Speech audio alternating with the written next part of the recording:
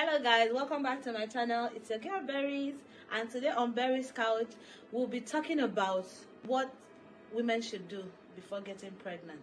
I know that a lot of women don't plan their pregnancies, and majority of the women do not have issues getting pregnant, but I think that before a woman gets pregnant, there are some steps she should take to ensure that she has a smooth pregnancy, smooth delivery with no complication. So today guys, that is what we're going to be discussing on my channel. If you're new to my channel, please subscribe, leave a comment for me in the comment box, and also put on your post notification so that when next I post a video, you will be alerted. So let's get into it. A lot of women don't plan their pregnancies, and even when we get pregnant, we don't know what we're getting into. We don't understand the implications of having a child. A doctor once told me that childbearing or childbirth, it's always a 50-50 chance. When you are going to have a child, it's basically, you can basically say it's between life and death. Let us be realistic, because that is what this channel is all about. I am not going to start sugarcoating anything, because there's some people out there that really needs to hear the truth, and that is what my channel is all about, telling the truth about the implications, planning pregnancy, childbirth, after childbirth. So stay with me as I take you on the different steps a woman should take before getting pregnant. Trust me, you need to hear this. Now, for the intending mothers, the first thing you should know is your cycle, how to calculate your cycle. There are a lot of us that don't know how to calculate cycle, so as to know our fertility windows, our open windows, when we can get pregnant. So for the intending mothers, that is the first and most important thing you should know, because without knowing your fertility window, how are you going to get pregnant? How will you get pregnant? Because for you to plan a pregnancy, you have to know when your body is open to getting pregnant.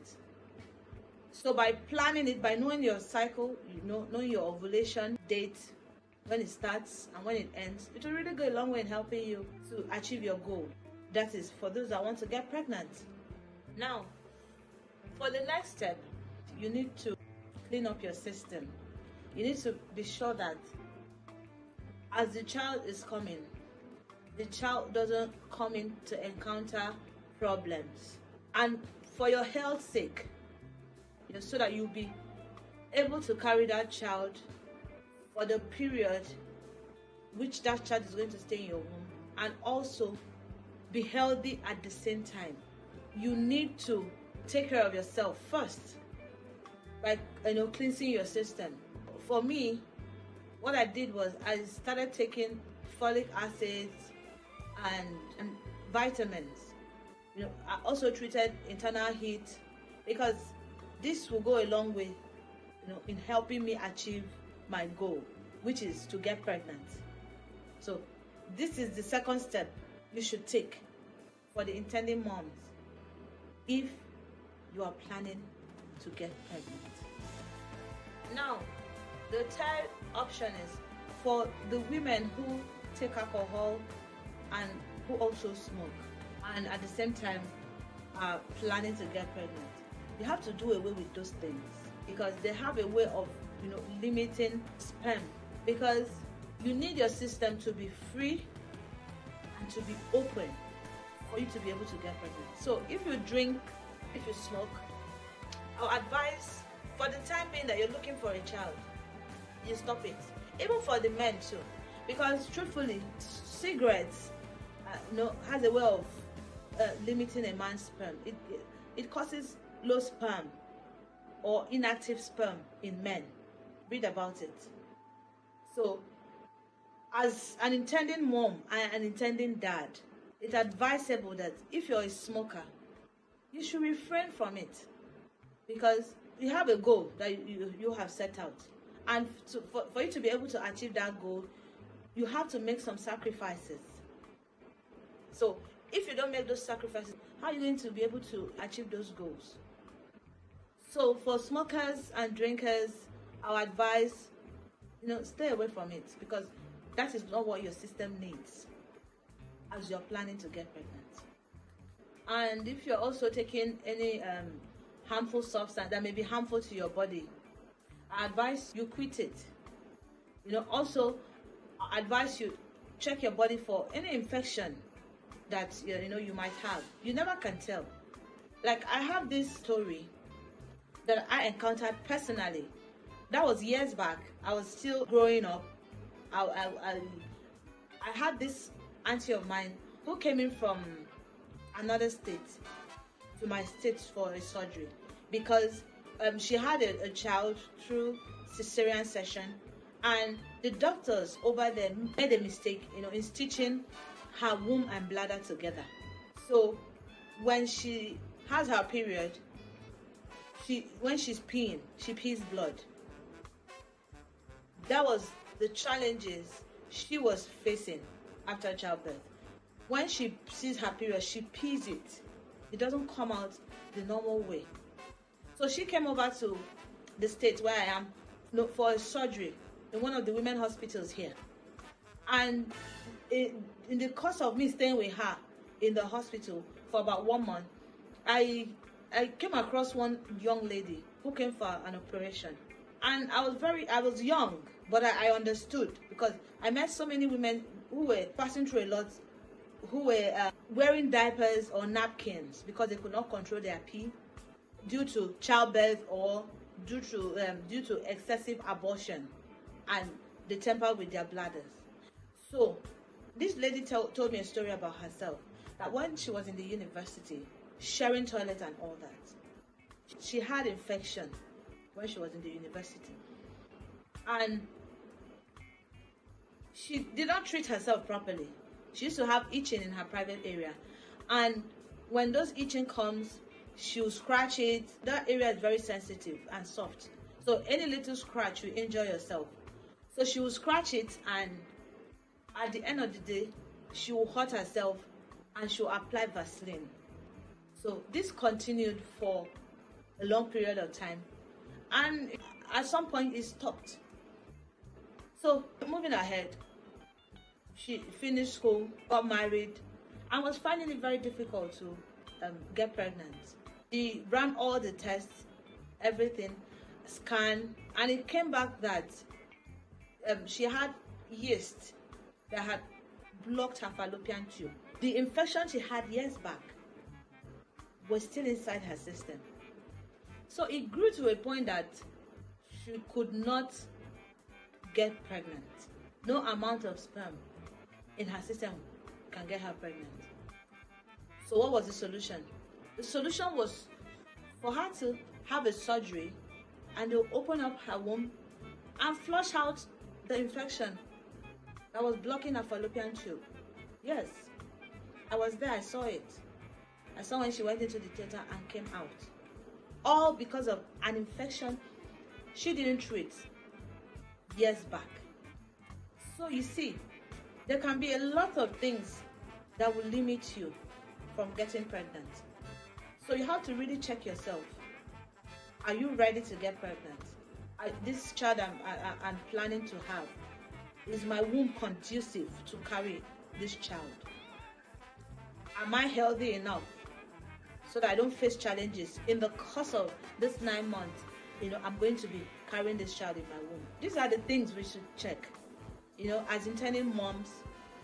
And for those who are planning to get pregnant, it's a fact. People suffer a lot from what they don't know.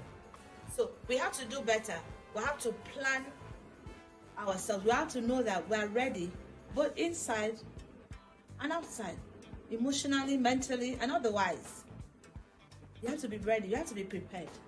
And you have to put these steps in play for you to be able to achieve the end goal, which is getting pregnant. Now, another thing I am going to bring to our notice that is going to be surprising, that a lot of us don't look into, is our family history. Yes. For people, or for us generally, we don't tend to look back at or investigate about our family history. But these are the things that they are there. There are things that we should look out for. Now, for example, there are families, they go into menopause at a very early age, let's say 35, 40.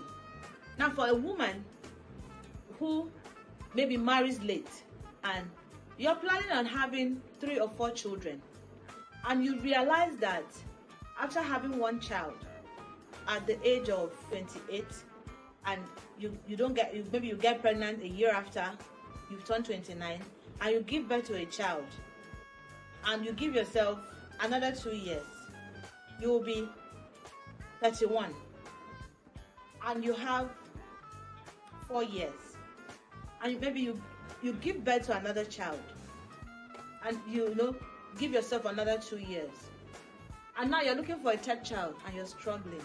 Now, you would not understand. You might think something is wrong with you, because you don't know that in your family history, the women there go into menopause at an early stage. It's not every woman that goes into menopause at 50, 60, 65. No. So, even before planning for a child, or even before getting married, I advise that you know your family history. Even during childbirth, there are women that in their family history don't push out a child through the vagina, because the road, is narrow. You cannot push out a child because it's very narrow. It's their family history.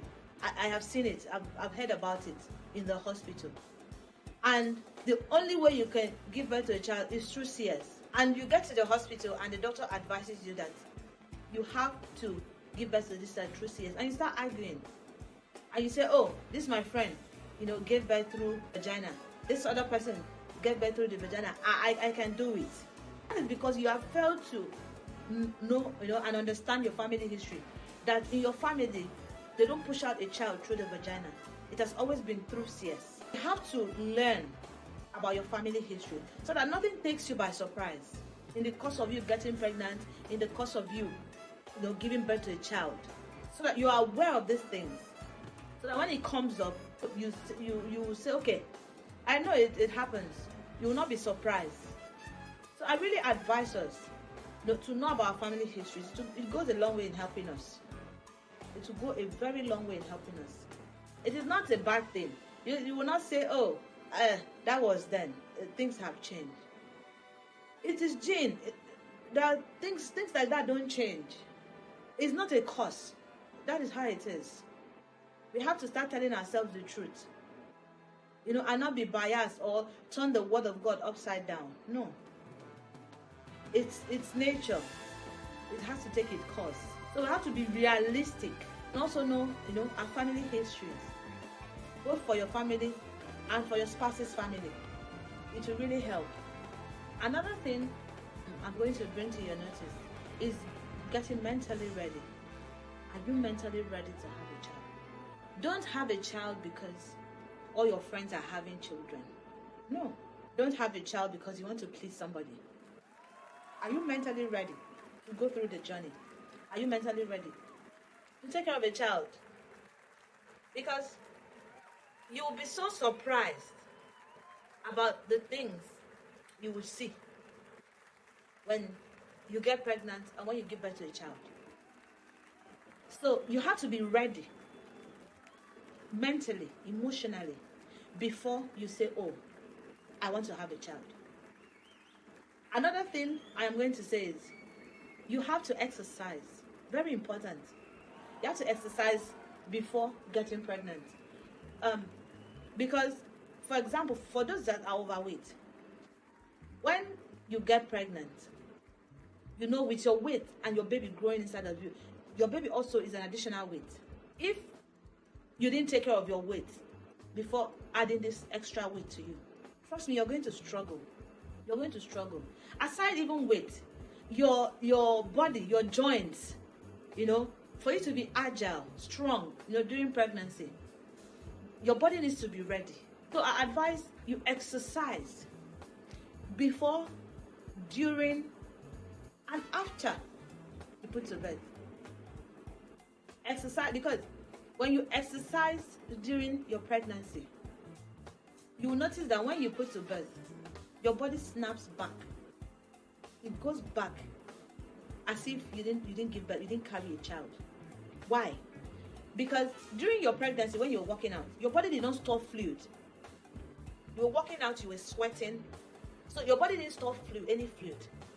So by the time you give birth, you see your body, snatching back to what it used to be, because there's no fluid that was stored in your body that will now make you, look plummy or look fat, and you will now have to, start exercising or, go through other means to, get your body back. But when you exercise during your pregnancy and you give birth, you will see a whole lot of difference. And by the time you exercise after putting to bed, you see that you don't find it so difficult to lose the extra baby weight that is remaining.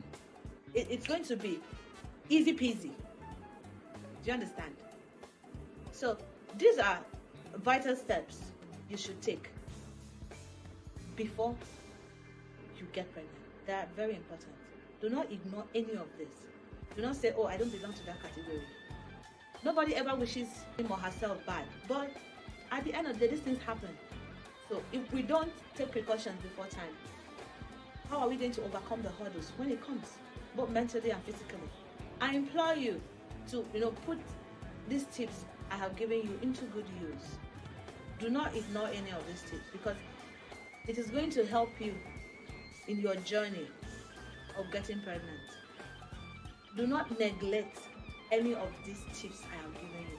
Trust me, nobody wishes him or herself bad, but at the end of the day, these things happen, and we have to be prepared mentally and physically to overcome the hurdles that we might face in future. So if you haven't subscribed to my channel, please subscribe, leave a comment for me in the comment section, and also put on your post notification so when next I post a video, you'll be notified. So before I got pregnant, I didn't have the privilege to have these tips given to me. And even when I was pregnant, though it was during the lockdown, I was able to do exercises around the house, but it was just the little things I could do. My husband was there, he exercised with me, but working out where people are, it hits different. So I only did little that I could. I added a lot of weight after I gave birth. Even when my daughter didn't suckle on my breast, I added so much weight. I was having back pain, I was having waist pain. I could not stand erect to put my two legs in a trouser at the same time. Like if I'm even lucky to put one leg in, the next leg I have to sit down if I can wear it. So I know that I needed to do something about it. So I did something about it. So I'm sharing my personal experiences with you. I'm also sharing other people's experiences that I was privileged to come in contact with. These are the things that women will not tell you, but they are vital in the steps to getting pregnant. Thank you so much for listening to me. Thank you so much for watching this video. I really appreciate you guys, and I'm going to see you next week on my next video. Bye.